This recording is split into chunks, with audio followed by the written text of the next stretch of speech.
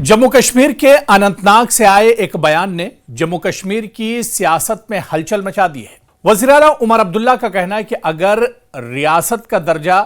बहाल करने के लिए बीजेपी से इत्तेहाद करना पड़ा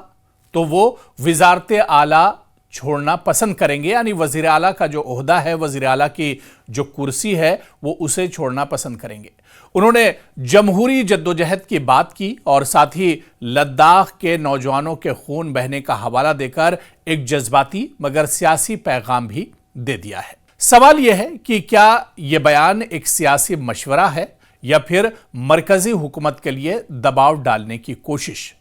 दरअसल सीएम उमर अब्दुल्ला ने अपने इस बयान को लेकर अनंतनाग में क्या कुछ कहा है, या उमर अब्दुल्ला का यह बयान असल में है क्या कुछ, क्योंकि इससे पहले इसी तरह का बयान उमर अब्दुल्ला एक बार और दे चुके हैं और स्टेटहुड का जब भी अब उमर अब्दुल्ला जिक्र कर रहे हैं तो उसके साथ लेह में जो हिंसा हुई थी, लद्दाख में जो हालात बने थे, उसका जिक्र भी कर रहे हैं। अगर रियासत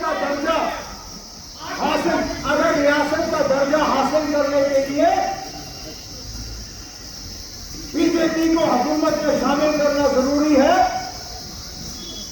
तो मेहरबानी करके मेरा इस्तीफा आप लोग कबूल कर लीजिए और यहाँ किसी और एमएलए को आप वज़ीर आला बना के बीजेपी के साथ हुकूमत बनाओ। मैं बनाने के लिए तैयार नहीं हूं।